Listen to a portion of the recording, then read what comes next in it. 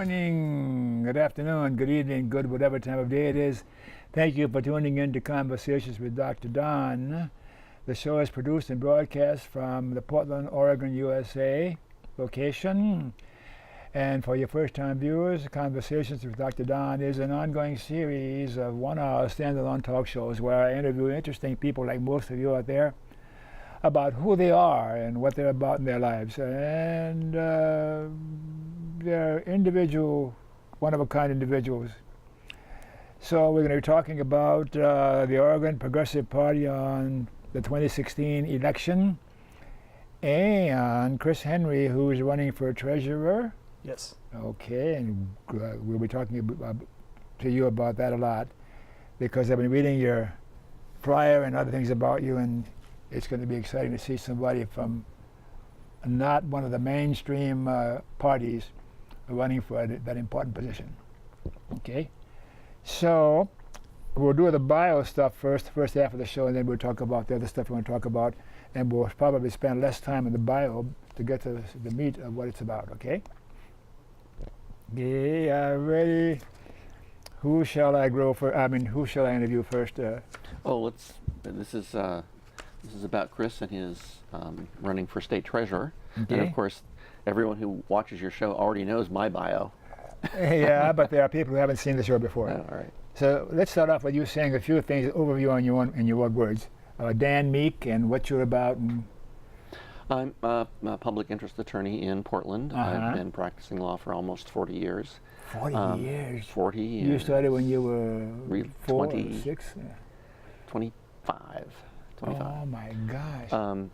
Almost 40, about 38, 39. And I represent mainly public interest groups, environmental groups, and left-wing political parties like the Oregon Progressive Party. And Chris Henry here is the candidate for state treasurer of the Oregon Progressive Party and also of the Pacific Green Party. Mm-hmm. Okay. I grew up in Pocatello, Idaho. Yeah. I have. My father was a train dispatcher. My mother was a school teacher. I have two sisters. One lives in Portland. One lives in kind of near San Bernardino. Mm-hmm. California. Mm-hmm. And my greatest influence growing up was Ralph Nader, who will be here in Portland speaking this Saturday. You going to be there? Yeah, sure. You better believe it, yeah. Oh, so by God, you remembered pretty good my questions, and you covered that pretty well. So let's move over to Chris here and talk to you. You been on before? I was on your show, when was that? That was 6 years ago, I believe, 2010. Oh my gosh. Yeah, I was running for U.S. Congress. I ran once before that for David Wu's seat twice in 2008 and 2010. You like to run, don't you? Oh yeah. Well, I ran on a sort of a more we than woo platform. I thought I could address the concerns of working class people better than he. All right. So let's see who you are in your own words now, because it's been a long time, and we have some new viewers through the years. And if I were to ask your best friend, who is Chris? What would your best friend say? Chris is, be your best friend. Be my best friend. Chris is what? He. No, not he. Chris is, you're going to be your best friend. I am my best friend. Okay. Chris was born in Palmdale, California. Ah. That's in the Mojave Desert. And sort of the high desert north of Los Angeles. On the dry, it's near the dry lake beds where the space shuttle lands or landed. I don't believe that program's I've been in that neck of the woods before myself. Yeah. Yeah, and I still have a daughter down there. She just gave birth to a child, and now I'm grandfathered in for the first time. All right. So I only have the one daughter. Chris comes from a family of 12, and I was 9 of 12, and that holds huge, just enormous significance in my life. It's done a lot to shape my worldview. I I guess it would be akin to like what Spock said, is I focus on things more in a way where the group's needs come first, and the greater good. Let me ask you some specific questions. Did I ask you why you were born? Why were you born? Why was I born? Yes. Oh, goodness. My mom wanted to have, seriously, she wanted to have 12 children. I'm the 12th child myself, you know. I didn't know I'm that. the baby. You are the baby. I'm the last of the Mohicans, baby. Oh, my gosh. I put them all away years ago. Yeah, the youngest in our family, he's a boy too, Paul. And we were evenly split. It was 6 boys, 6 girls. How about in your family? 7 girls and 5 boys. Oh, wow. So. And 1 set of twins. Oh, yeah. We had 1 twin, but the other twin didn't make it. So the family would have been a lot larger, and I had a younger brother who made it full term, but my mom lost him. A Catholic family? Yes. In Thoribo Adoratorium Dei. Yeah, E pluribus unum. That's the only Latin I know. Yeah, after attending Catholic church or Catholic school. But I attended Catholic school 1 year, and mostly I've been in public school. Public college. I went to Clackamas Community College, Portland State University. I drive a truck. My grandfather drove, my father drove, I drive trucks. I also have, on one side of my family, my mother's father was Jewish, Max Meyer. And then I have, and we didn't know that until my sister had cancer, and she was tested, and they said, you have a genetic cursor for breast cancer, which was the BRCA1, I believe, or 2. I'm not sure. There's 1 and 2. One of them's a marker for ovarian, the other one breast. But so I flew off and got tested myself and met Ralph Nader in the hotel in D.C. They flew me there to do genetic testing. So. So that's one part of the family, and then I also have a grandfather who was Eisenhower's speechwriter, and that was through my mom's first husband, who died of leukemia, and the oldest 3 are from that father, and then my mother met my father through, how do I say this? Her husband's sister married my father's brother, so I'm kind of related 2 ways. Close enough. Yeah. So, That's a close family. yeah. So why did you choose driving a truck as a profession? Well, Work. I was working aircraft, and I was working on the B-1 bomber program, and I was laid off of that. As a mechanic, right? As an aircraft mechanic. I was I an was an aircraft electrician. mechanic too in North American Aviation. Really? Yeah. This was North American Airline Operations. This was NAO, I believe. So this was North American as well, or that division of Rockwell. T-28, F-86s, F-86Ds, and B-70 for a bit. Interesting. In the space shuttle for a while. So we've got some connections here. 12 children. Yeah, Catholic upbringing, yeah. Oh my gosh. Wow. Which religion do you belong to now? Any particular religion? I believe we talked about this 6 years ago. What a memory. Yeah, I would probably relate most humanist.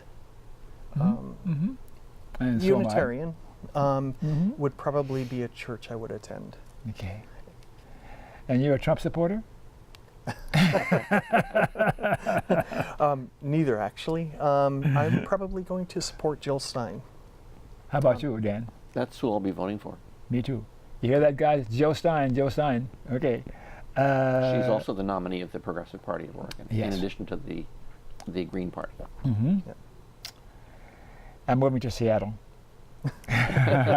What's her name? I can never pronounce her name.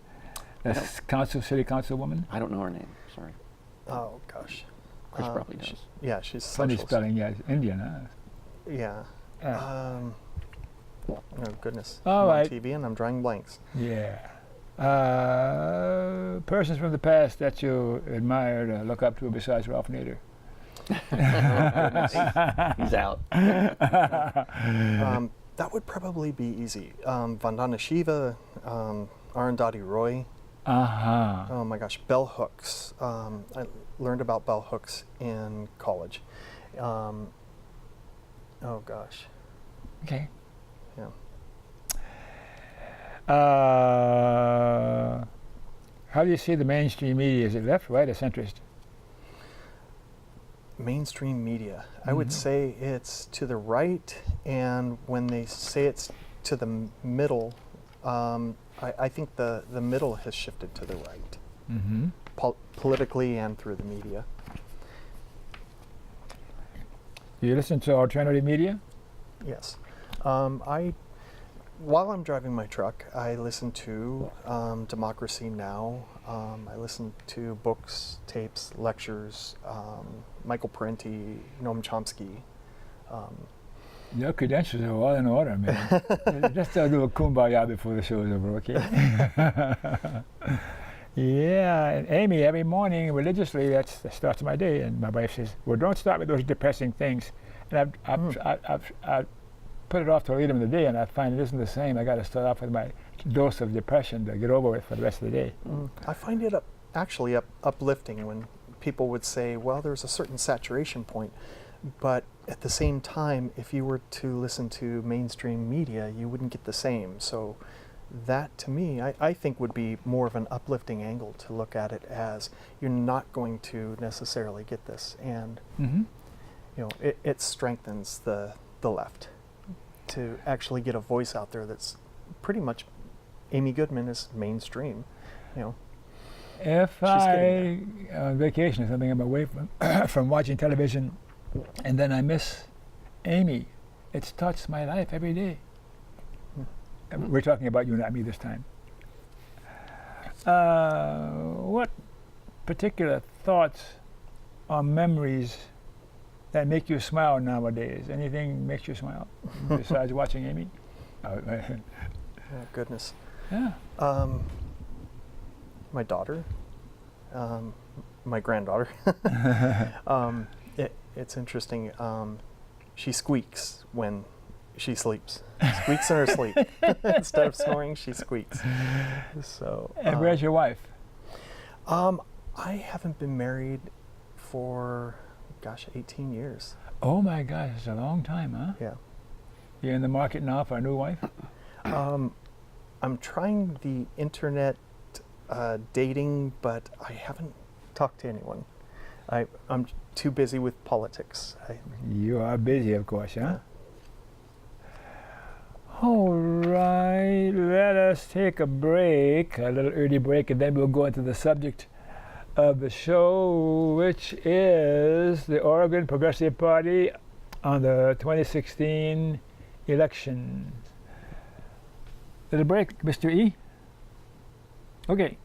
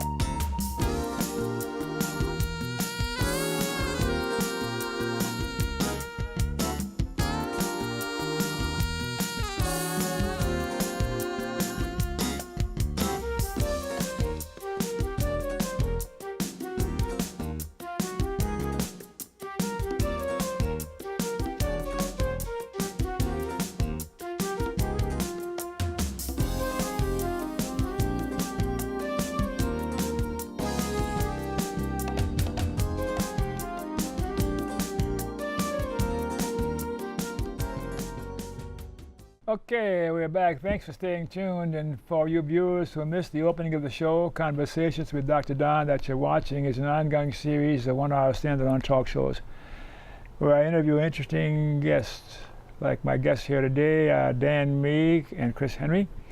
about what they're about in their life and what's going on in politics and the Oregon Progressive Party. So let's see,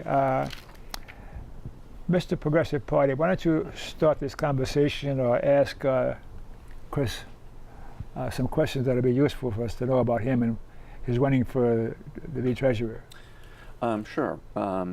The state treasurer is the statewide elected official in Oregon who is supposed to manage state funds. Mm-hmm. And basically, Oregon currently has assets of $89 billion in funds that Oregon has to invest, because most of it is part of the public employee retirement system. $68 billion of that is money that has been paid in to the what we call the PERS system. Mm-hmm. And so the governor appoints a body of 5 folks called the Oregon Investment Council, and they decide how to invest the money, but they are very heavily influenced by the state treasurer, who is an ex officio member of the council. Mm-hmm. And the state treasurer's office also provides the staff of that organization. So the first duty of the treasurer is to invest this massive amount of money that the state of Oregon essentially has in the bank. The second thing that the treasurer is supposed to do is assist in the financing of public works, getting money in so that municipalities and the state can invest in infrastructure and schools and water systems, and in some cases where the electric systems are municipal or people's utility district, that they can have funds the necessary funds to invest in that. So the interesting thing is that on the one hand, the state of Oregon has this effectively $90 billion chunk of money, and on the other hand, Oregon has state debt of $12 billion outstanding and municipal debt of $21 billion outstanding. Mm-hmm. So the state and local governments together have a bunch of assets and they have a bunch of debt or liability. And what Chris is focusing on is the fact that Oregon basically outsources its investment to Wall Street.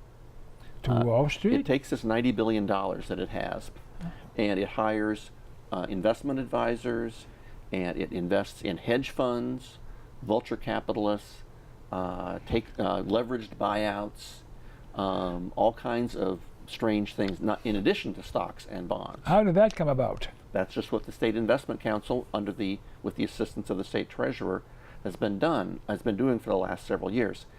And although the fees that they pay to these financial, operators, basically Wall Street, aren't fully disclosed, they appear to be about $1 billion a year is being paid in fees to these financial people to invest this essentially nest egg of $90 billion. This council, who is on the council? I don't know who they are right now, but they're appointees of the governor, and they're generally folks who are in the financial services industry. Well, how did that come about? It seems the treasurer has that kind of power? The governor. The governor. Oh, sorry, yeah. But the treasurer provides the staff and a lot of influence there. So there's $1 billion a year to invest Oregon's funds. On the other hand, every year, like last year, for example, Oregon municipal governments issued $3.7 billion in bonds, and the state issued $1.3 billion in bonds. They borrowed money, and that's about a $5 billion total. And once again, they use Wall Street. Wall Street is they use the Wall Street firms in order to sell the bonds. They take a fee of 3 to 5% off the top. So that's going to be another $200 million or so off the top. How long has this been going on? Long in the time. State government. And the bonds are then purchased by investors or banks and individuals and companies and whatever.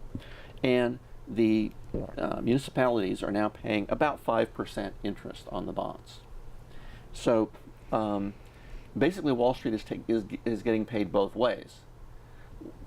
The state has this $90 billion and says, here, Wall Street, invest the money, and charges a bunch of fees.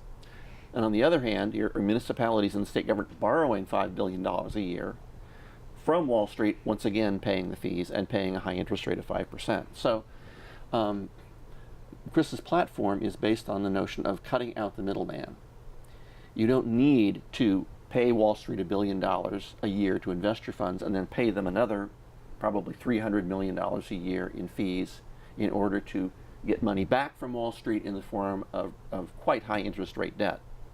And what shows that it's a high interest rate is the fact that North Dakota has a state bank, where North Dakota takes its funds that it has its nest egg of funds, and it loans the funds directly to local governments for building schools, for building hospitals, for building water facilities, electric facilities, etc. How'd they get away with that?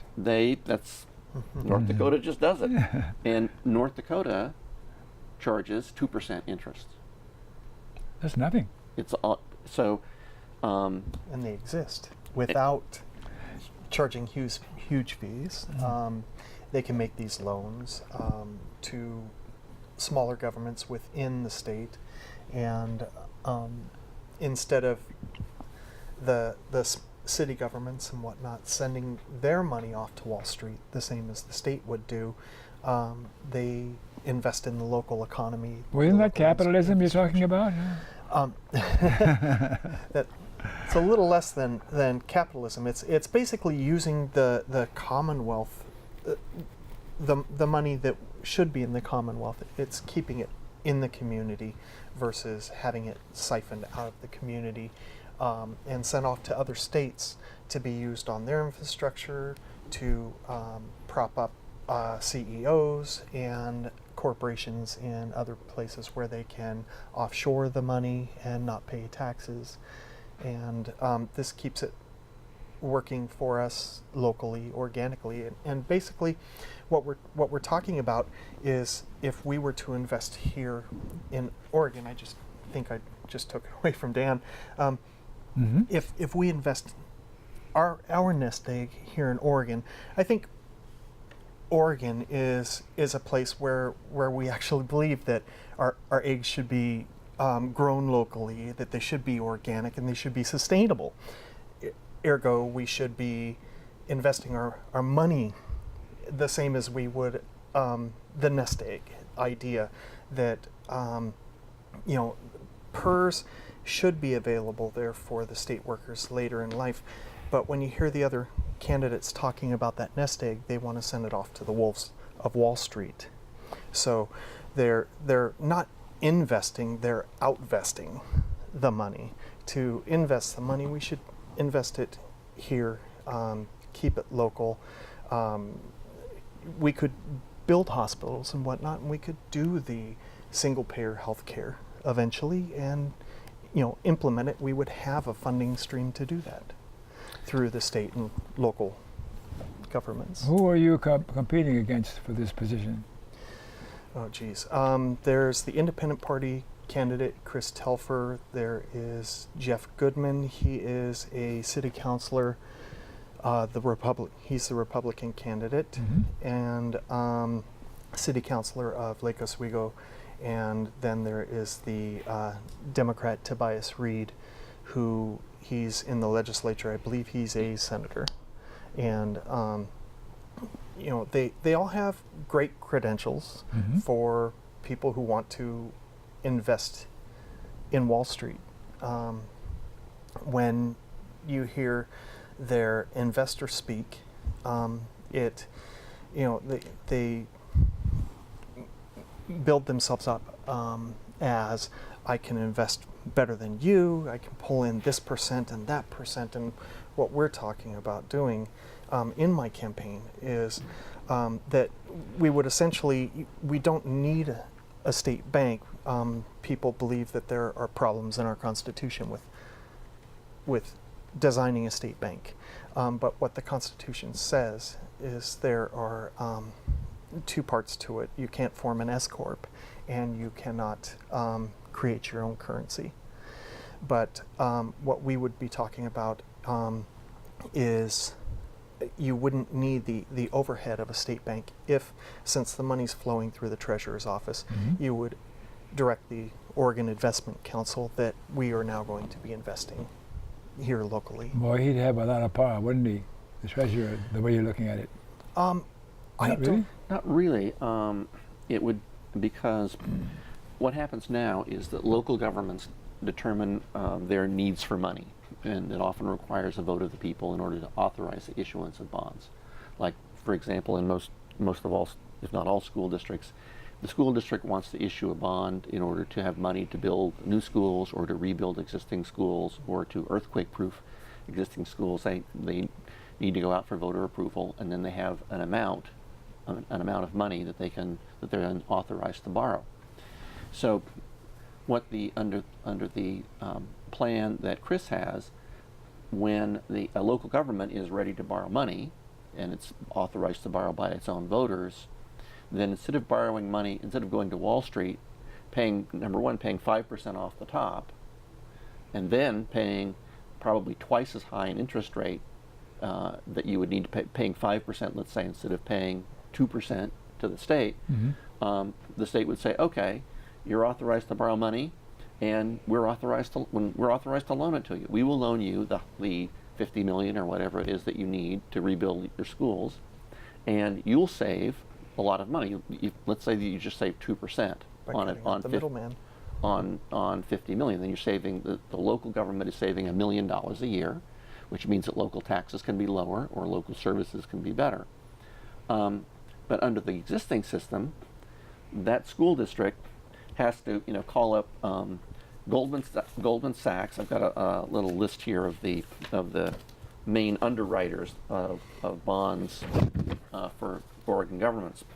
And they are Piper Jaffray, Morgan Stanley, Citigroup Global Markets, Bank of America, Wells Fargo, etc. So these are the entities that local governments in Oregon now have to go to in order to borrow, in order to issue their bonds, in order to get money for the infrastructure type projects that they need. In the meantime, the Oregon Investment Council is sitting there on the $90 billion nest egg, but instead of loaning it at a reasonable interest rate to local governments, they are, and Oregon has been very aggressive in doing this, they are funding, for example, leveraged buyout artists like Kohlberg, Kravitz, Roberts, KKR, Texas Pacific Group, these folks who take companies private and then go public and private, and then, as Chris mentioned, move them offshore so that they don't have to pay federal or state income taxes. The state of Oregon and its public money is funding that. And Oregon has been perhaps the most aggressive state in the country in funding leveraged buyout artists through its public money. I think it's a disgrace. Does the governor have any influence, any say on the behavior of the treasurer? The governor has an influence on how this money is invested by the appointments that the governor makes to the State Investment Council. But I think the treasurer has a lot of influence too, particularly I think the treasurer should make proposals to change the State Investment Council so that it is more responsible to the people and can't just go off making these investments that I think most people would be very surprised that the state of Oregon is making. Now, in the meantime, you've got North Dakota, which sits there taking its state funds from its retirement system and other accumulated money, and it invests it in community water facilities, health information technology, medical infrastructure, school construction. I mean, the State Bank of North Dakota even makes student loans, and not just to students in North Dakota. They actually make student loans to students in every state that touches North Dakota, plus Wyoming. Bunch of socialists. And their student loan rate is only 4%. It's funny that you should say that. It was actually the North Dakota State Bank. It's called the Bank of North Dakota. Was started by two socialists, and there were other state banks out there. I can't remember all the states. But there was a movement, a progressive movement, to bring about state banks, and North Dakota is the last existing, and it was established, I believe, in 1919. It's a long time ago. So a long time ago, almost 100 years now. So, you know, And these are really big amounts of money. I mentioned earlier that, for example, last year, state and local governments in Oregon together put out bonds for $5 billion. Okay, and their interest rate is coming in a little over 5% a year. North Dakota charges its local governments 2% a year. But let's just assume that Oregon state and local government could go to Wall Street and borrow money, issue bonds, borrow money at 4% a year. Okay, the first year, and you're borrowing $5 billion, 4% a year. So the first year, your interest payment would be $200 million. If you were borrowing instead from your state bank at 2%, like in North Dakota, your interest payment would be $100 million. So you save $100 million per year on just 1 year of borrowing. Now next year you're going to have to issue those $5 billion again, because these are for continuing, continuing things. You don't suddenly go from issuing $5 billion in bonds 1 year to issuing nothing. You're still issuing billions of dollars in bonds every year. And of course, old debt, old bonds are expiring at the same time. So next year you're going to issue another $5 billion, which means again, instead of creating a $200 million annual debt liability for local government, if you had a state bank lending at the same rate as North Dakota, you'd only have $100 million. So again, $100 million savings. So every year you go along, there's $100 million more in annual savings. And even if the average life of each bond is only 10 years, you get up to where the annual savings is $1 billion. Oh, that's that chump Annual change. interest savings is $1 billion for Oregon. And of course, in Oregon, we've got a problem that right now, the PERS system is considered to be underfunded by about $21 billion on an actuarial basis. If you could save $1 billion a year in interest, the government save $1 billion a year of interest, that would cover that actuarial liability. The PERS problem would be gone. Now you might say, well, if the state is loaning its money to local government at only 2% or even 3%, I mean, even if it was at 3%, local government would save $70, $80 million a year. But that someone might say, like the other treasurer candidates might say, well, then that would deprive PERS of these wonderful returns that they're getting by investing in hedge funds and leveraged buyout operators and vulture capitalists and stocks and bonds and real estate and all this other stuff that the PERS money is now invested in. Well, the Oregon Investment Council reported, and it was reported in the Oregonian a couple of months ago, that this year through June 2016, for example, the fund has generated investment returns of 1.24%.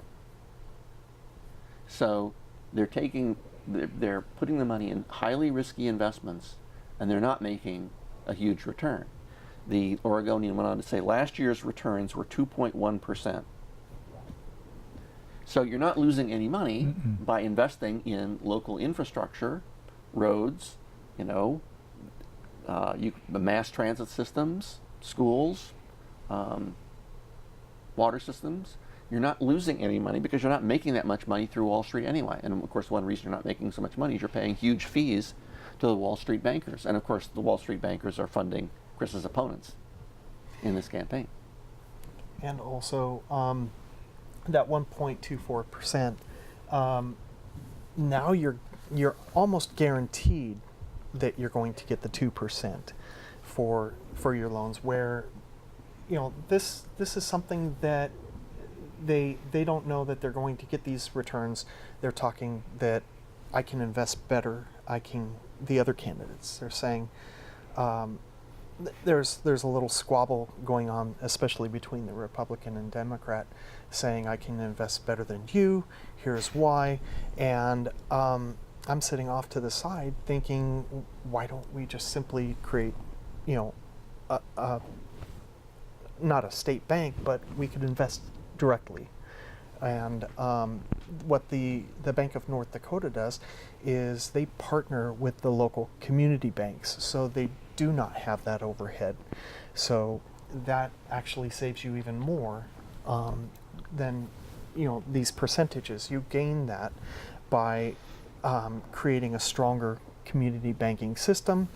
They can lend out to small businesses and build and grow small businesses. And we haven't even talked about the small businesses that we just upstarted just a couple of years ago when we legalized hemp and marijuana. And where are they going to put their money? This is the best. It's the best. To put your money in the bank. So yeah, this is the best system to be able to create even more small businesses, to where they will have actually a way through the local banks, the community banks, to create small businesses and to buy farms. That's what the Bank of North Dakota does, is it lends to farmers. That's how it started, was the farmers needed a way to be able to ship off their grains, to store their grains, and they needed the funds to be able to do this, and they were not being able to create that that capital, that wealth, and they said, well, let's start a state bank. The two socialists pitched this idea, and they rallied around the state, and people took it and they ran with it. And this is an area that people consider a red state area, and they're doing this highly progressive thing. You consider yourself a socialist, a communist, a capitalist, or what? I consider myself a working worker, socialist worker. I'm a Teamster, and I believe in strengthening the working class. By my running, this gives the. Have you always thought this way about political and social issues? Have I what? Always thought this way about political and social issues? Not always. Actually, I started out in the 80s. Believe it or not, I voted Republican, and my father was Republican for whatever reason, even though he was a truck driver and working class. And then I saw Reagan fire the air traffic controllers. Mm-hmm. And across the street from me, my best friend growing up, his father was an air traffic controller. And he somehow kept his job, but a lot of people lost their jobs, and that hit me hard. I lived and worked near the aircraft industry before I became a mechanic. Mm-hmm. And then I shifted from there. That was in the 80s. In the 90s, I became a Democrat, and I was turned off by NAFTA. I was turned off by my mom. She had cancer, and since she had 12 of us, she had to go on welfare, and the tax at school and stuff like that. When I would take a food coupon to go to the cafeteria, stuff like that. So that bothered me, that there was people receiving welfare were vilified. And then at the turn of the century, I became a Green. From there, I became a progressive in 2010 when I was cross-nominated to run for U.S. Congress. And so I always been progressively minded? I don't know. I got my start actually arguing for workers, and I became a Teamster, and what I wanted to do was convert a lot of companies that I went to into Teamster shops. I'm smiling because there's so much, our lives are so similar. I drove taxi, a yellow cab in LA for a while to supplement my mechanic's job in aircraft. And I worked freight for YRC, Yellow Roadway Corporation, that was owned by Yellow Cab. The two brothers who got together to form Yellow Cab formed Yellow Freight Corporation. Okay. I drove a milk truck for a while. And I was a Teamster then. My grandfather drove a milk truck for Jersey Made down in Los Angeles. What is this? Golden yeah. State. Yeah, my grandfather, my grandpa Henry, that's where my father is from Chicago. My grandfather there, this is what my father told me, is he helped form this AFL in Chicago, the AFL-CIO, AFL. Mm-hmm. I was a union steward, local 887 UAW-CIO, aircraft. Yeah, in aircraft, I was with the 148 at Rockwell. So Rockwell International. Local 148. UAW, and actually I got my training. I wouldn't have been an aircraft mechanic without getting training through the UAW. Walter Reuther? That then or this after Walter Reuther? I don't recall. Never mind. Yeah. Reminiscing about our shared experiences in life, yeah. Yeah. Well, and my dad worked on a train out of Chicago. Out of high school, he was a fireman on a steam locomotive for Illinois Central Railroad. Well, I missed that part of your life. We have enough similarities, it's unreal, yeah. My father worked on the railroad, so. Were you an altar boy? No, never an altar boy. I went to Catholic school, did catechism, First Holy Communion, and yeah. Did they kick you out of Catholic school? They No, kicked me out in the third grade. I got kicked. Why? Because a kid behind me was poking me with a pencil and sharp, and I couldn't complain, and the nuns would just thump on you if they didn't like you for some reason or other, you know. But I was always a rebel from the time I was 2 years old, so they always saw me as being rebellious and always challenging, and I don't think it's great that happened, but I think it's great that we actually have a correlation there. I got thrown out of public school and put into private school, into St. Mary's Catholic School. Rebel. Yeah, I was sick, and a teacher pinned me down to the desk. I had him 2 periods in a row. This was in middle school, and in the 7th grade. And I said, "Take your hand off me." He didn't. He looked around at everyone else smugly, and I stood up and shoved him off of me, and he ended up falling over desks. So I became this person who Attacked the teacher. Attacked a teacher. And I'm like, I didn't do this. This isn't what happened. So my mom took me out of that school because the principal showed up at the nurse's door with a paddle, and I said, "You're not coming near me with that," and I'm leaving, and his mother's on the phone. Here you go. So actually, it's interesting, the correlation, these common threads that we have. We've got parallels, rather. Yeah. So. Go ahead, Dan. No, nothing. I was thinking about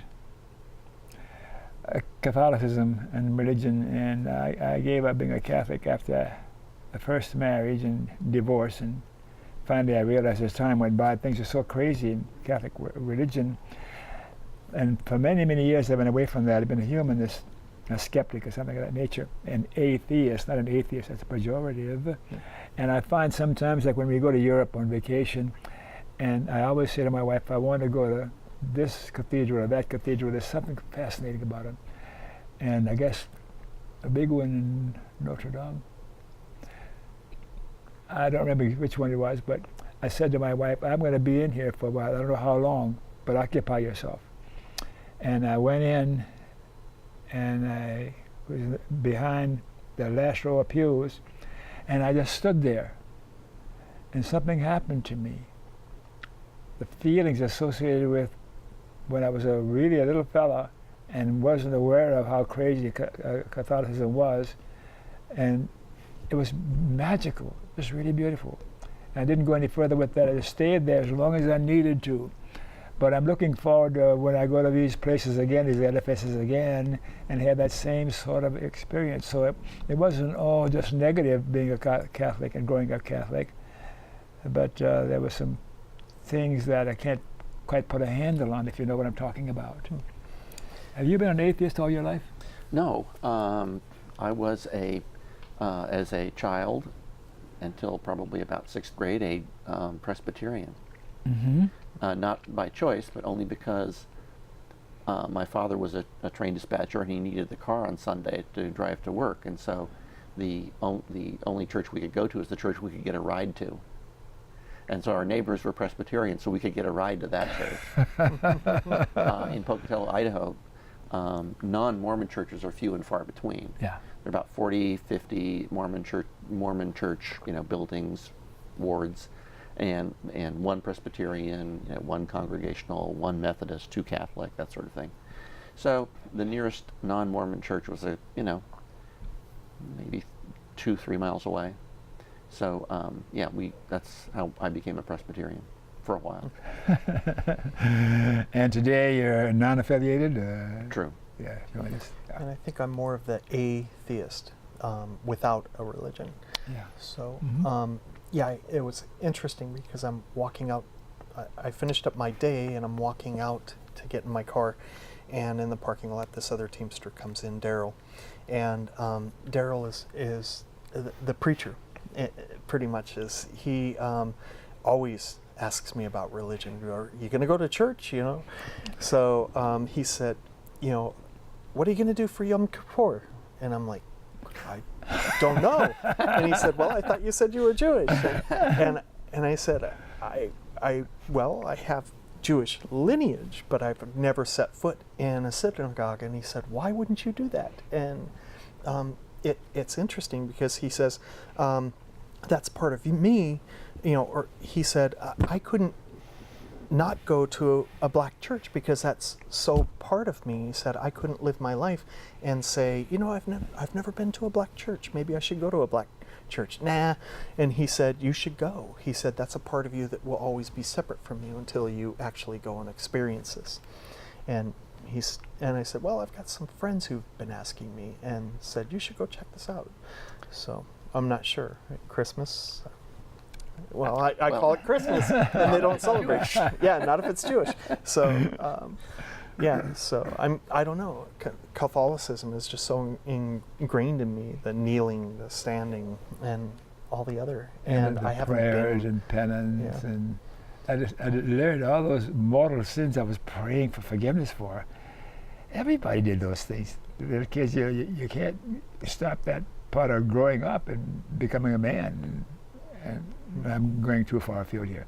We want to talk some more about your being a treasurer and whatever else, or shall we just visit some more about interesting stuff? Well, there's an interesting thing about running in the treasurer's race is that, like Measure 97, we were asked the question about that. Do you or do you not support it? And I said, I gathered the last 30 signatures on it, and I said, I wholeheartedly support this. And the other candidates were anywhere from outright rejection of 97 to kind of wishy-washy support for it. And the Democrats said, well, I kind of reluctantly support it. And then the other two, the Independent and the Republican, they completely opposed it. And I said, well, I want to make things fair. I want them to pay their fair share. Corporations should pay their fair share. Sure. So this kind of creates a maximum point where at some point they need to start paying taxes. And I think in between the minimum corporate tax and that, eventually there needs to be something else, some other type of definite structure so that there is a progressive tax through their structure. But the Independent Party candidate asked me what is fair, and I pay almost 40% in between state and federal taxes. Mm-hmm. And I think when a corporation is only paying $125 or just a few years ago, the minimum corporate tax was $10 before we circulated that petition. Mm. But also there's a campaign finance reform initiative that's on the local ballot. I support that, 26-184. And I think people should support that. I gathered signatures for Measure 47, the statewide campaign finance reform. Mm-hmm. And I ran for Attorney General before this race. I actually ran in the governor's race in 2014. 2014, 2012, I ran for Attorney General. And when I ran for Attorney General, I said, the Attorney General has never enforced the implementation of, Measure 47. It's never received a constitutional challenge, either from the U.S. Challenge or from the Oregon Supreme Court. So, I support that. If we can talk about Measure 26184 for just a second. Please. It is a Multnomah County measure only, and That's in Oregon. what it does is limits contributions to candidates in Multnomah County races to $500 per individual. That is, a candidate cannot receive more than $500 per individual in campaign contributions and cannot receive any contributions from corporations or unions or any other entity. It also allows the creation of small donor committees, which is a political committee which accepts only contributions from individuals in amounts of $100 or less per year. The small donor committee can then devote all of the funds to supporting or opposing candidates as it wishes to. Oregon is really terrible when it comes to political campaign finance regulation. The Center for Public Integrity, which is a Pulitzer Prize-winning investigative entity, last year ranked Oregon as having the second worst campaign finance system in America. The second worst? The second worst. Guess who we beat? Texas? No, pretty close now. Mississippi. Close enough. But every other state campaign finance system was rated better than Oregon's.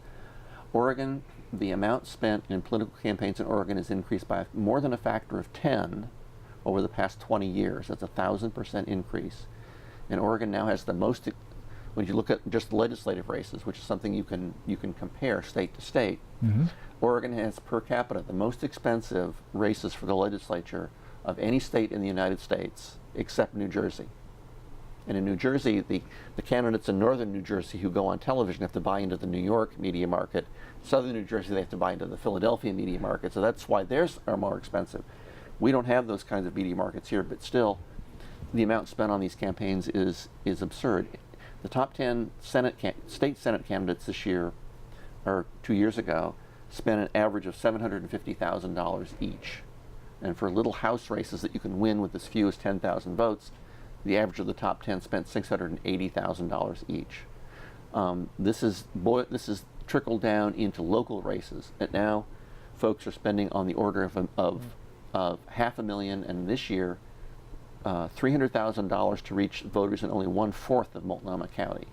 So, locally, the contributions are mainly construction companies, real estate developers, healthcare companies, because the county does a lot of work in healthcare. And all that we're proposing to do is limit contributions like virtually every other city in America does, plus require that political ads identify their top 5 funders in the ad itself. Well, we're almost out of time, but I had a thought. We talked about the presidential race a little bit, and this question has come up in my mind in a lot of other discussion groups. What's going to happen after the November presidential election if Trump loses and Hillary wins? What's going to happen? Hillary's going to be president is what will happen. And what's going to happen to the followers of Donald Trump, those diehards? They might complain somewhat, but do nothing. These folks aren't going to have a revolution. Revolution? Say that again? They're not going to pursue a revolution. Revolutions always occur. What's going to win the next American Revolution? This is the point I'm getting to. I don't think a Trump loss would precipitate that. I think there's probably a 20% chance. What do you think, Chris? I don't know that there would be I don't know either. A revolution. I think there would be discontentment. You might see a small flare-up or something that is much like what happened in Mayor County, but I don't think Yeah, I can't imagine that it's going to set off multiple other incidents where it's going to be this large revolution. The right-wing folks were tremendously defeated in 1964 with Johnson versus Goldwater. There was no revolution then. Once you have a militarized paramilitary operation in the police forces around the country, and military equipment and throughout the whole law enforcement of the country, even small towns and rural areas. So I'm arguing that there's a serious, with 20% chance that the next revolution, could occur pretty quick if Trump gets his followers to join him in some totally outlandish maneuver again. He isn't done yet.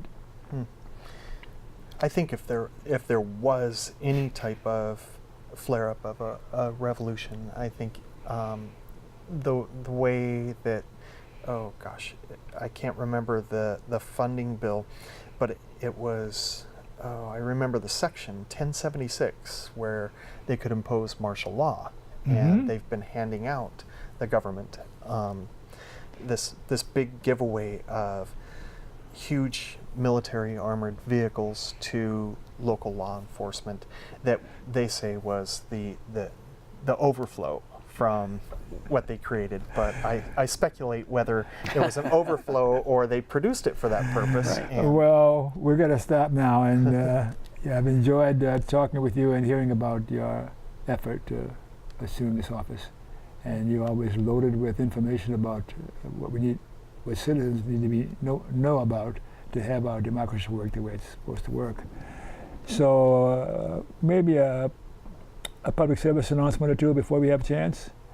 Yeah, the ACLU. Go to that website and learn more about the ACLU, the American Civil Liberties Union. Without the ACLU, our civil liberties will be down the tube. You like the ACLU? No. Yeah. I don't. I know. There's been times. Virtually all campaign finance reform measures. Thank you for watching. Remember KFC, not Kentucky Fried Chicken, Dr. Don's KFC. Kind, friendly, and charitable. Be kind. Be friendly and be charitable to you too. And you in the control room. Thanks again for watching. And I'll be seeing you next time. I'll be seeing you in all your familiar places. Enough of that.